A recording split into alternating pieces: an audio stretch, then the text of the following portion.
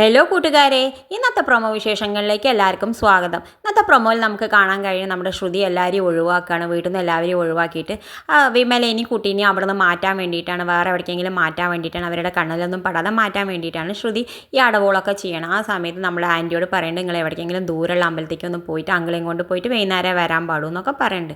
അപ്പോൾ ആൻറ്റി ആണെങ്കിൽ സമ്മതിക്കുന്നുണ്ട്. ആൻറ്റി പറയുന്നുണ്ട്, ശരി ഞങ്ങൾ വരുമ്പോഴേക്കും ആ അമ്മയും മോനും ഇവിടെ പാടില്ല എന്നൊക്കെ പറയുന്നുണ്ട്.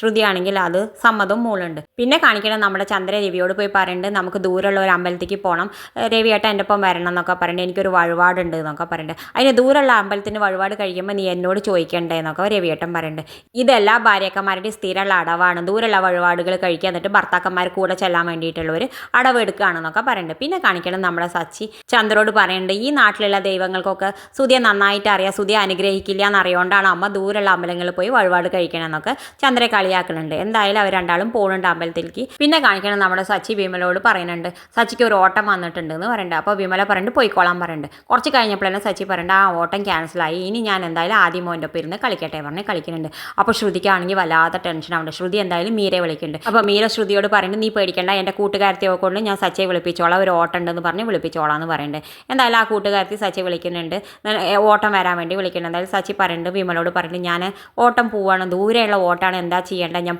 ക്യാൻസലാക്കണമെന്ന് പറയുന്നുണ്ട്. അപ്പോൾ വിമല പറയുന്നുണ്ട്, വേണ്ട ദൂരമുള്ള ഓട്ടം ക്യാൻസലാക്കണ്ട, പോയിക്കോളാൻ പറയുന്നുണ്ട്. എന്തായാലും സച്ചി ഇറങ്ങുന്നുണ്ട്. പിന്നെ കാണിക്കുന്നത് മീരയുടെ വീട്ടിൽ കോളിംഗ് ബെല്ല് അടിക്കുന്നുണ്ട്. കോളിംഗ് ബെല്ല് അടിക്കുന്ന സമയത്ത് മീര തുറക്കേണ്ട രേവതിയാണ് വിചാരിച്ച് തുറക്കേണ്ട. ആ സമയത്ത് നമ്മുടെ ബീരാൻ ചെറിയച്ചനാണ് വന്നിരിക്കുന്നത്. ബീരാൻ ചെറിയച്ചൻ നല്ല ഇറച്ചി കിട്ടിയപ്പോൾ കൊണ്ടുവന്നതാണ് മീരക്കുട്ടിക്ക് എന്നൊക്കെ പറഞ്ഞിട്ട് അവൾക്ക് നല്ല ഇറച്ചിയാണെന്നൊക്കെ പറഞ്ഞ് കാണിക്കുന്നുണ്ട്.